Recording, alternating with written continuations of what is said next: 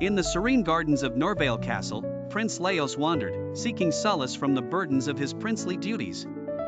His closest advisor, Marcellus, walked by his side, listening as Laos confided his yearning for a peaceful life.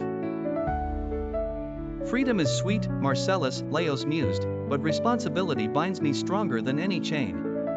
Their conversation was interrupted by a breathless messenger bringing grim news of an attack on the border village. Laos's heart sank as the weight of duty pulled him back to the throne room. Inside the grand hall, the air was tense. King Eric and his ministers argued fiercely over how to respond to the threat from Volgar.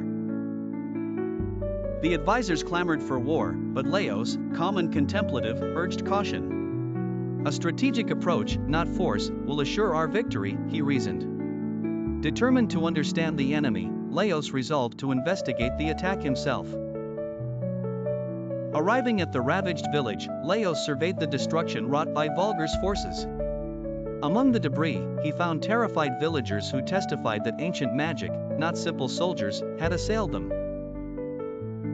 His eyes fell upon a strange symbol etched in the earth, a sign he recognized as the sorcerer Nyx's dark handiwork. Intrigued and alarmed, Laos journeyed to the mountains, seeking counsel from Aldir, the wise sorcerer.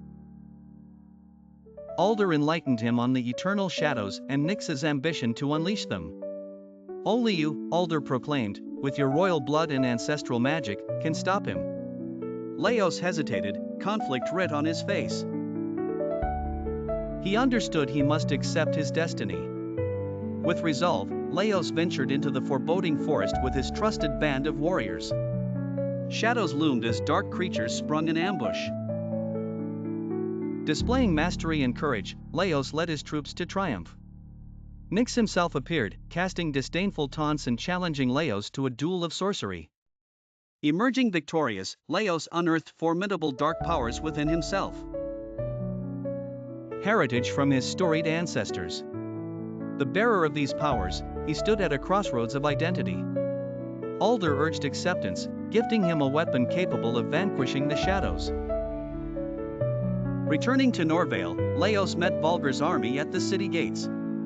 His speech ignited the spirit of his soldiers, ready to defend liberty. Proclaiming his intention to confront Nyx, Laos surged into a battle of epic proportions. The clash escalated on the battlefield as Laos faced Nyx directly. Tempted by the lure of dark prowess, Laos fused his royal and mystical heritage, delivering a decisive blow to Nyx. Victory came at a steep price, part of the sacred city lay in ruins.